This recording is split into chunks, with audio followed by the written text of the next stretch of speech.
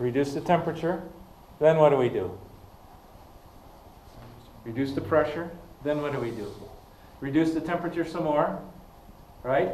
And then what? Then we can go through the filter and demineralizer, right? Then into the volume control tank, then where? Back in the reactor again, right? But the filter demineralizer does what? The demineralizer takes out chlorides, okay?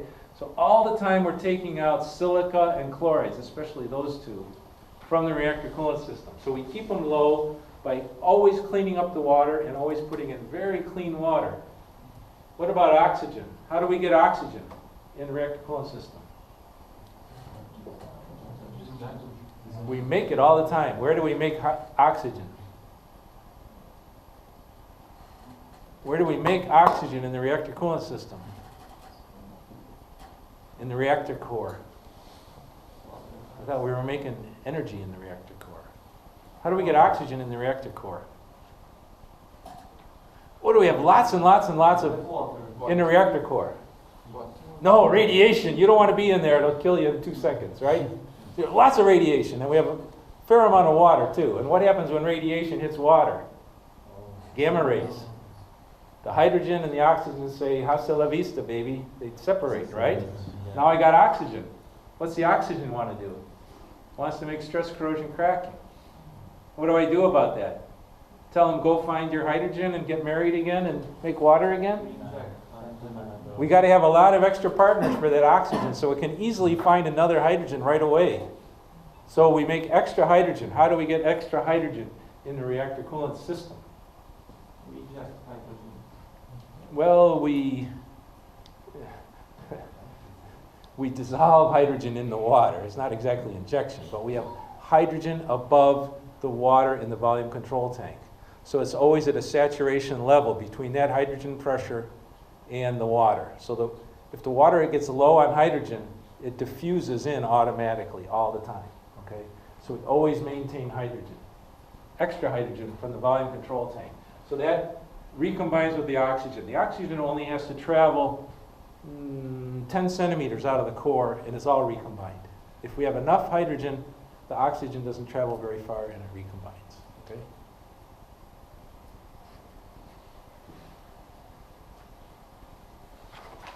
Anybody recognize this one? This is a very important one.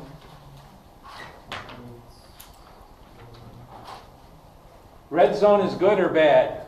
Bad. Better be bad, right? Yeah. That's bad for fuel cladding, right?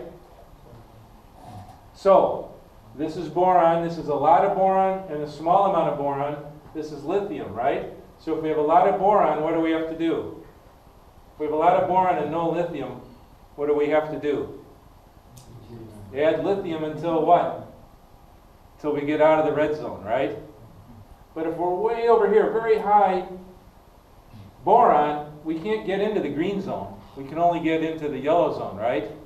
So at the beginning of life, it's very hard on the cladding, but we have to have enough lithium to get the pH up. This is constant pH. 6.9, 7.0, 7.1. So without lithium, you can kind of draw the line 6.8, 6.7, 6.6. So we're at pH of 6.5 without lithium at the beginning of life. So we have to add 3.5 parts of lithium per million to get up to here, right? But now as we burn up the core, the boron concentration comes down, and we can come down to here, right? And then we can move over and get the pH higher and higher and get down, okay? And that's why there's a funny shaped curve. And then this one is what? Stress corrosion cracking, okay? So here we have stress corrosion cracking. Here we see it just depends on lithium. It doesn't depend on boron. The other one, if we have a lot of boron, no matter what, we're going to have a challenge for the fuel cladding, right? Because we can't add too much lithium and then we get in the red zone again. Okay? But here, if we have low lithium, we're always good. No matter what our boron is, lithium is the problem. But we need 3.5 parts lithium at the beginning of life to protect the cladding. Okay? So lithium protects the cladding. It doesn't protect stress corrosion cracking. It just protects the cladding.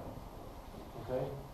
And then we come down here, and we want to get into this zone for the rest of the reactor coolant system. So we want to drive the lithium down fast, but if you drive it down too fast, then the pH goes down. So we're balancing with the lithium. And then this curve shows the operator how to get the lithium down the fastest way. We want to get lithium down fast for stress corrosion cracking, but not too fast if we're challenging the cladding, right? We don't want to get in the red zone. It's a little bit complicated, but let's look one more time at the other curve. If we bring the lithium down too fast, what do? We move into the red zone, right? So we have to stay here to protect the fuel. But once we get to here, then we can move over this way as we get the boron reductions. And that's what this curve tells the operator to do, how to best protect both the cladding and the rest of the reactor coolant system. High boron to low boron, high lithium to low lithium. This is the path you can take. Tells the operator how to balance lithium and boron.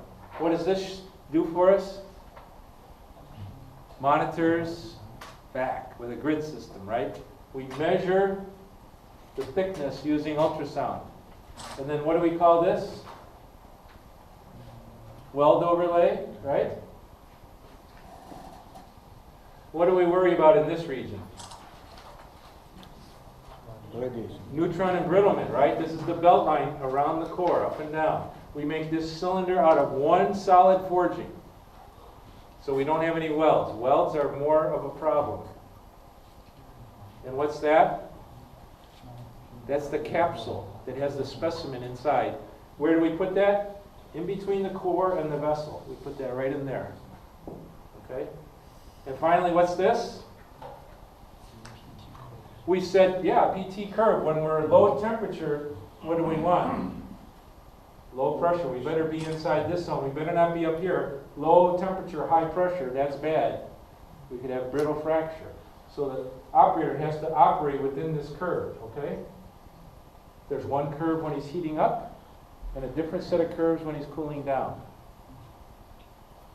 Right? This tells him how fast he can heat up because the vessel's very thick. So we don't want a hot temperature inside and a cold temperature outside. We don't want hot outside and cold inside. We want uniform temperature in the vessel wall, so that helps there. And then the brittle fracture says we don't want high pressure at low temperature. What's this called? Heat balance diagram. What do we get from here? What parameters, right? Pressure, temperature, operating or design values? Is this the operating pressure or the design pressure? Operating. This is where we operate at, okay? So these are maximum operating pressure, maximum operating temperature. And then design is a little bit higher with some margin in it, so we can have variation, okay? So design is a higher value. We use design pressure for what? Minimum wall, longitudinal pressure stress. What do we use design temperature for? Allowable stress. Because when we measure tensile tests, this is a tensile test specimen, right? And what do we call this?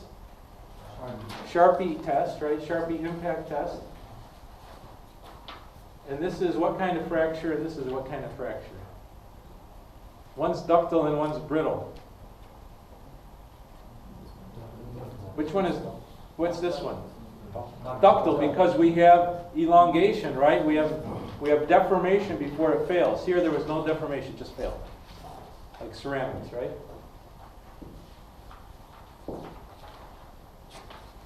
So, iron is our main element for steel, right? And what's the number 2?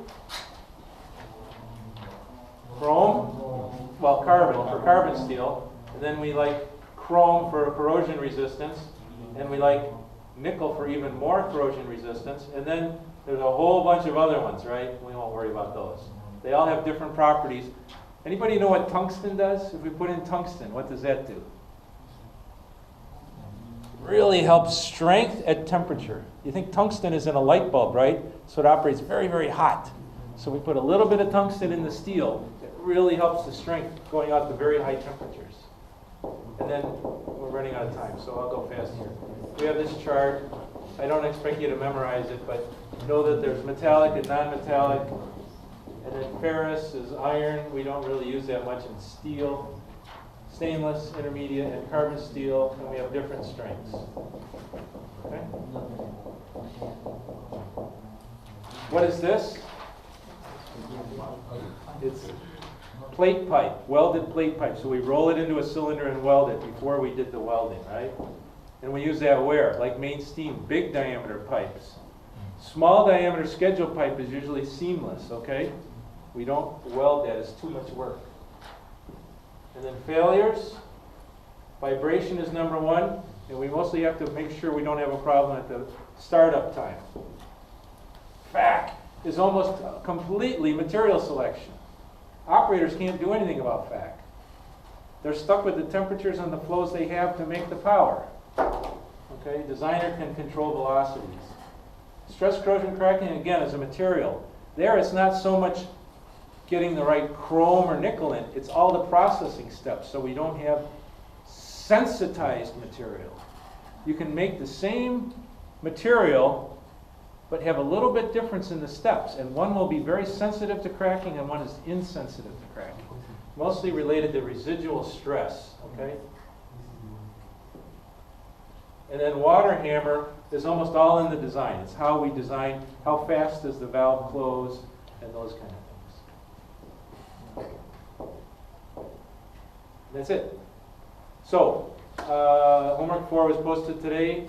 There's a bonus homework. I tried to explain how the points will be awarded for the bonus homework if you want to do it.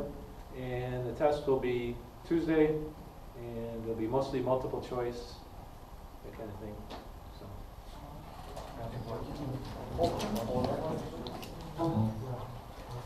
Right now, I think it's going to be closed book, but I have to find it out.